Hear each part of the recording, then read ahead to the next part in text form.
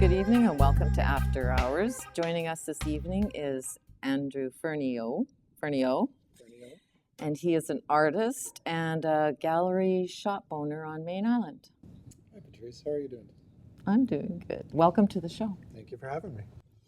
So I was going to start with another question, but I've decided when I went into your shop, the first painting that stood out to me strongly was the Rooster. So I want to talk about the Rooster. Now, when I looked at the painting, first of all, it's just unusual. But for me, I've gone through a whole process with animals and eating meat and learning about factory farming. And to me, that represented exactly that. So can you tell me about that painting? Well, the Rooster was one I was trying to do, add a little bit of humor into my work. Okay. It's called Flight Lessons. And as you know, chickens have a limited ability to fly. Mm-hmm. And so with this one, I just wanted to give him a jetpack. And so he has this kind of ambitious ability to fly, and the chick in the back and the forefront there is looking on in trepidation of his abilities. So it really didn't have to do anything as an ethical statement, but I could see why it would be interpreted that way. How does that make you feel? Like, and you must get this all the time because your artwork is very interesting. It's complex. It's not just one thing or another, I would say. So you must get like people who would see things that you don't intend. And does that bother you, or is that what you want? No, actually, it doesn't bother me at all. It's kind of what I look forward to, is that I don't think art should necessarily be one interpretation. It's exciting that the viewers can interpret it in many different ways, and they can tell their own narratives and stories out of it. And that's sort of what I'm going for. Where did you get the chicken feather, or the rooster feather? Well, I work on a farm on Main Island as well, and they have a number of chickens roaming around, so it was an easy find. Easy pick. I like incorporating natural elements or just miscellaneous ephemera into my work as well. You deal a fair bit with animals and nature, and has that always been an attraction through your artistic life? It's always been something I've been interested in. I spent a long time when I was younger looking through those Audubon and Peterson books and that kind of thing, the field guides. And my parents were big fans of Robert Bateman and that sort of thing. So I've always been very interested in wildlife and nature, and moving to the Southern Gulf Islands, that really was just everywhere, and so it really inspired my work. Yeah. So what is your background? Were your parents artists? Would you say that, I mean, this has always been kind of a thing for me because I've been attracted to art. I've taken art classes, but I never had the talent, or I never, I couldn't quite see myself as doing that. Were you a born artist? Is it something you learn? Like, are we all artists? Can we all, I think the potential's there. Everybody has their own spin on creativity. I personally did not come from an artistic background. My parents were both math teachers in Ontario. But as far back as I can remember, I'd always been doodling and picking up a brush, and so that really took off with me, and I've been doing it ever since. And so when did it really firm up? You went to art school. Talk a bit about that. Well, before art school, in high school, I was one of those kids you'd see in the hallways, just doodling little pictures and creating drawings. But I decided to go to art school probably about 10 years ago now. So I went to the Ontario College of Art and Design in Toronto. I majored in drawing and painting, and that's when I first really started painting. And I took minors in art history and the material arts. Okay. And so what's your medium? Is it acrylic? Yes? Yes. I prefer acrylics. They're easy to manipulate. They're easy to paint over, and drying time and all that. It's just a very comfortable method for me. I do use aerosols and markers and other things kind of to accentuate things, but mostly acrylics. Okay, so again, the rooster, of course, represented something different for me. And interesting you talk about flight, because I think before they were domesticated, they actually could fly. Probably a lot Yeah. more, yeah. So for me, it was kind of instantly a political sort of art piece. And then I saw your monkey the other day. And can you tell us about the monkey? Because again, to me, that's like experimentation or sending off to space. So talk about the Well, monkey. yeah. In the early days of the space programs, they would send monkeys into space. It wasn't so much a political statement again, but it's just sort of, I just liked the idea. I wanted to draw on this monkey who might not make it back from his journey, but he doesn't know that, but he still has a sort of brave intrepidness to him. And it's just supposed to be bold and a little bit otherworldly. And So earlier we were talking about sort of the art world being here in Vancouver, and you came from Toronto. Correct. And who decides, like, is there a frustration in an artist on how the sort of art world works? Like, who decides who's a good artist? Like, how is there a frustration? Talk a bit about that. Sort Sure. of the. I think there is for a lot of artists that I think there's space for everybody. There's definitely a niche market for everybody's work. You have to find that what that circuit is, and galleries aren't necessarily the best circuit for everybody. Some people do very well online. Some people do very well as graphic designers, and so you can promote your work in several different ways. You just have to find what's right for you. As far as what's good, that's often in the eye of the spectator. And so I find, though, if an artist is passionate about their work, that'll generally shine through, and form, composition, whatever else, people will pick up on that if the passion's there. So, did you have any art influences or people who supported you along the way that made a big difference in you pursuing and keeping on going? Oh, absolutely. Especially as of late, being out here on the Gulf Islands and being surrounded by such a thriving artistic community, it's been really nice to find some sort of mentors to look up to, and to do the same to other up and coming artists myself. So.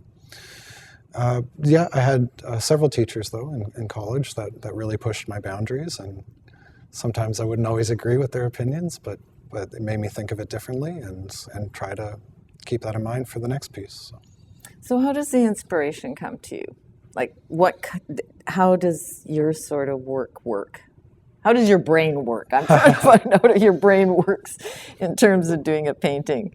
Like the elephant. Oh, you can hold this Sure. up. And the octopi. And I think of Jeffrey Mason, the psychiatrist, and he's written books about animals, and I think one of them was not the intelligence of elephants, but octopi are supposed to be intelligent too. So talk about the painting. Sure, absolutely. Well, it's funny you mention that, because I do tend to think that we do anthropomorphize animals based on our own intelligence, and we as humans have our limits and our understanding of what intelligence pertains to. And so with animals, we often try to interpret that on them. And you're right, elephants and octopus are very intelligent by our standards. And so, but it might not be that for them. They have a very different method that we can't fully comprehend because we're limited by our own.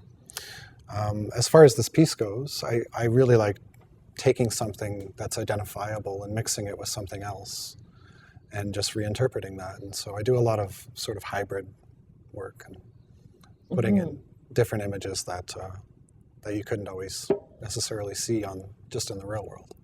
Mm-hmm. You also use hands. Which painting do you want to go first? Well, let's go with the slug. Okay, I like slugs. Most people don't like slugs, but I used to go to Lynn Canyon, and you'd see the slugs. And in fact, if you sat in the woods for a while, they move quite fast. We think they move slow, but they actually they're quite beautiful. Anyway, talk about that painting in the hand. Well, this is a banana slug, and on the island I live on, Maine, they tend to get fairly big. They're, I believe, the second biggest species of slug in the world. And so this is part of a series I started a couple years back, and I've done a couple of animals with this theme now, just replacing their head with a hand sign. And I try to keep the hand similar to the shape of their head. Now this all started pretty innocently. I was doing shadow puppets on the wall. Okay. And it just started me thinking that, that would be a good series to do. And so it started with a whale, and then I've done this with the slug now. And as far as the process goes for doing a piece like this, what I do is I try to find either a photo I've taken myself or some online sources and amalgamate them, and then take a photo of my hand in that position and just pop it into Photoshop, and I paint it from there. So. Interesting. I knew a painter, Nora Patrice, and she was from Argentina, and a lot of people when there was, I don't know what year it was, but a takeover and people were disappearing. And the one thing she remembered about the close people in her life, her husband, friends, was their hands. And so in her paintings, she very much, the body might be normal, but the hands were like stood out. And so when I saw your hands, I wondered where that came from. And then this painting of the hand, talk about that. That's very kind of eerie, but very powerful and haunting in a way, and yet beautiful too, with the tree so precise. Anyway, talk about that. Thanks. This is a more recent piece. In the last couple of pieces I've done, I've sort of stepped away from the wildlife and just, it still has a nature theme, but this is more of a personal piece to me. We all go through dark times in our lives, and so this one was kind of being ferried across the dark waters by another person. And the candle symbolizes hope, obviously, and the hope is still there, but there's still an eeriness that surrounds it. But as long as you keep moving forward through those dark waters, then hopefully it becomes lighter. Something good will happen. Yeah. And then it reminds me, you picked me up on Main Island, and you had a painting in the car, and we were just talking about it earlier. And I saw it as a tree forming into a woman's body. So talk about that painting. That piece is called Celestial. It's a rather large piece, so I couldn't bring it in today. But we will see it. That's actually, I took the inspiration from that from one of the photos that the Hubble telescope had captured of I believe they're called the Pillars of Creation in the Eagle Nebula. And to me, it stood out as this woman with her back arched, and it was a very easy piece to interpret that way. And so I had a model pose for me, and then overlapped that in Photoshop and went from there. And so, yeah, I really like that one. I think it's one of the more successful ones. What to you is successful for you when you're doing this and makes you, because I know sometimes with all kinds of endeavors, you sort of want everything to be perfect, and you redo it and you redo it and redo it. So to you, what satisfies you? What satisfies you in some of your work? Oh, that varies, I guess, from piece to piece. But okay. And I mean, I as far as other people looking at it, they could see something as incredibly successful that I don't think is some of my best work, and so it's funny that way. Then going back again to it being in the eye of the spectator. But I view my more successful pieces as ones that I feel a personal connection with, that I put a lot of time into, that have good balance of form and composition, an interesting subject matter. Mm-hmm. Well, your paintings are definitely interesting. Oh, thank you. And you mentioned you took art history, and you talk about composition, and I took an art history class, and the teacher was great. She was a flamboyant, interesting, but I found the analysis of triangles on this ancient art from Rome impossible to believe that they would sit there doing, do triangles and make sure. So when you say composition, is it that detailed in your work? For me, it doesn't necessarily have to be detailed as long as it's well balanced. I leave a lot of areas just untouched or sort of murky, and then focus on detail in other areas. I'll point out the owl here. Yeah. I focus on a certain part of the body and then just let the rest fall apart, and that's okay sometimes. It's kind of where it takes you. So Talk a bit. You did an owl series. Talk a bit about that. Yeah. Why you did it, how the thought came there, what you did. Well, I'm not even sure why I started doing those. I've done about 12 of them now. That series is called The Owls Are Not What They Seem, which is a reference to a 90s show called Twin Peaks. But I remember my mother had a large collection of little owl figurines, as well as several Robert Bateman paintings, and I would just sit and stare at them for hours when I was a kid. And so I think that kind of shone through. And I can hear the owls every night on Main Island, so can't always find them, but well, you'll know because they'll be staring at you and then you turn and look. I've had that happen because they're staring at you. And I had the privilege actually of, there's a rescue place outside of Vancouver, and I had the privilege of talking to the woman running it, but she also had an owl with her, and the owl was actually on my hand, and it was an amazing thing. So you've also done like an owl beluga. Talk a bit about that, the owl beluga. Did that come off of the series? Was that a separate thought? It was a separate thought. With the owl series, I was trying to pick just certain identifiable owls that you can find, because they're very various, like the different species. But as far as the owl, I call it the owl whale.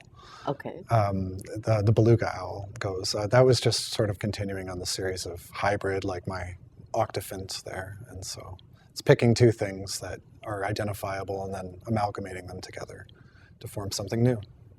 So in your owl series, did you do each painting and each owl individually, or did you trace them, or is that giving away too much of your work? Or no, because they look very precise.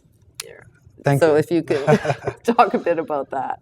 Each one was done separately. I didn't even know it was going to be a series when I started, but it came together pretty quickly, and I felt that it was a good thing to continue on. I had found an old set of encyclopedia pages that somebody was just throwing out, and so I would scour through them to look for any references that were applicable to the owls, be it sight or vision or wisdom, or even just certain things like flight or ornithology. And so what I do is I adhere the encyclopedia pages to the canvas, and then I pick a couple of source images and work from there. I try not to copy anybody's work specifically, like any one photograph, but just choose a couple. Right. And then I'll generally put a lot of detail into the face and sometimes into the feathers, but then just let the rest fall apart. And paint lies where it may. Yeah. So sometimes writers have writer's block, but do you always find inspiration, or have you ever had times when you wanted to stop, or has this been a constant positive thing for you? Since I moved to the island, it's been pretty steady. I've produced more work now than I ever have in my life, even at school. But I do remember there were certain times, especially right after I graduated, that I just needed a break and couldn't seem to come up with any inspiration or imagery. And sometimes you can't, and that's okay. You need some time to sit back and reflect on what it is you want to create. And I found when you try to force it, the results just aren't the same. That's won't go. Yeah. So what made you come from Ontario to Vancouver? A couple different things. I've been visiting the island for a couple of years to see family. My mother-in-law had been out there for 15 years, and so I just fell in love with the island. As far as coming to the West Coast specifically, I find, first off, it's nicer to look at, personally. There's nature everywhere. There's greenery everywhere, wildlife everywhere. And as far as the art scene goes, I find it a little more accessible. I think that people are quicker to just say, yes, this is something that I like. They don't need a long-winded explanation as to why it's what it is. They're just okay with just liking something and then leaving it at that. And I find it's very open-minded here, and that there's a lot of artists that I'll bump into just walking down the street. And, you know, Comfortable. it's comfortable. It's a good place to be an artist. Let's talk about, well, okay. You do other types of art because people might, you know, this is very complex and interesting, but you do, I shouldn't say it's regular art, but you do portraits. And talk a bit about that, how you started doing that and what you like about that, and that in fact people can have their portraits done, or animal portraits. Talk a bit about that. Sure. Well, as I'm doing my own work, a lot of people will come up to me and they'll say, oh, like I had this idea. Would you be willing to maybe do this for me? And so I started to step into commissions and graphic work. I've done so, you know, just sometimes if somebody needs something, you'll take the time and do a logo for a business or an event or a poster or something like that. As far as portraits go, portraiture was one of my favorite subjects. In college. I had a fantastic professor who really showed me how to capture the light and shadow and the shape and what to look for in the human face. And so it must be pretty detailed, complex. It is, yeah. But I find that that's actually when I have some of the most fun is making sure that my image looks like the person. And oh, interesting. Yeah. So I will do that once in a while if people ask, mostly for their kids or weddings or pets or that kind of thing. And I work with a jewelry designer in Ontario that I do the portrait and she casts it into a little pendant, and the person can buy that in the original if they want. So is it difficult? Artists, it's the same thing with writers or any kind of artist. You have to keep your day job. Is it a struggle to be an artist and have a livelihood? Can you combine them? You can. Like a lot of people on the island, I work a couple different jobs, but I'm one of those people who's able to sort of multi-track, and so there's always constantly things running in the background that I'll come up with source imagery at work, or something somebody will just say off the fly and be like, oh, that would be a good painting. And so it's always there. I'm always looking for inspiration and looking to pick that up. And on the way here, we were talking about you're involved in a couple of other things. You're the director or something involved in an art group? Correct. Talk a bit about that. Well, when I first moved to the island, I was heavily involved with the Southern Gulf Islands Arts Council there. Right. I'm still a member. And they have a good initiative in that they have a lot going on to support the local artistic community. And that must be good to have those artistic connections. Absolutely. Yeah, it's very inspiring to be surrounded by artists. I'm also the art director of an event in Vancouver called Vault, which is Vancouver Alternative Arts and Fashion Week. It's going into its 5th year now, and we represent up-and-coming fashion designers, musicians, artists, performers, short films, with a little bit of an edge. Mm-hmm. Not the normal scene. Not the normal scene, yeah. And talk a bit about your shop. We have how many minutes left just to... Anyways, we've got a bit of time. Okay. But we should talk about your shop on Main Island. How did that happen? Well, I call it a gallery. It really is a gallery. It really is a gallery, artwork. Yeah. The artwork really is for sale, but we try to promote it more so as just somewhere you can look at local work. Maine is unique among a lot of the islands in that we do have a gallery that's able to do that. And we represent about 90 artists now from in and around the Southern Gulf Islands and Vancouver Island, and a couple from Vancouver as well. The gallery came about really just as a stroke of luck. It was good timing. The former owner had been operating it for about 13 years on the island, and he had made a lot of strong connections with artists there. And every artist's dream, he was just so busy with his own work that he couldn't keep running both of them, which isn't a bad thing at all. But and so my partner and I came into that at a very good time, and we've been running it for the last 2 years, and it's been very successful. Talk about, because we'll see the outside of it. We'll make sure of that. Talk about the bear. I have to say, I liked the bear the other day. It was so welcoming. Well, the bear is one of the newer artists we brought into Envision. It's chainsaw art by a gentleman named Jason Soper, and we're always looking for what's new, what's unique, what's whimsical, and what's specifically local. Mm-hmm. I find that chainsaw artwork very interesting. Have you seen him do his work? I've seen photos of his process, and he's a much braver man than I. I'm much more comfortable behind a brush than I. And what is some of your favorite stuff in your gallery besides your work? Besides my own work, I feel a little biased for. Oh, guys, I know it's all nice, but there must be. Everybody has favorites, right? Well, some of the more popular stuff, and some of the stuff that we really enjoy promoting is there's a collective called Cedar Mountain that's based off Salt Spring, and they do sort of nature work with ephemera, similar to my stuff, but a little more fanciful. Quasimodo Pottery, who have been working on the island for several years now. We cannot keep enough of their stuff in the store. People are always coming and looking for that. That's beautiful stuff. I was at somebody's house the other day, and they have a whole wall collection of their plates and stuff. Beautiful stuff. Yeah. But so we also carry jewelry and metalwork, woodworking, a lot of different disciplines that are represented in one small space. So how can people get a hold of you? Myself? I have a website that is www.bedouin.com, and that's BEDOWYNN. I'm also on Facebook, DeviantArt.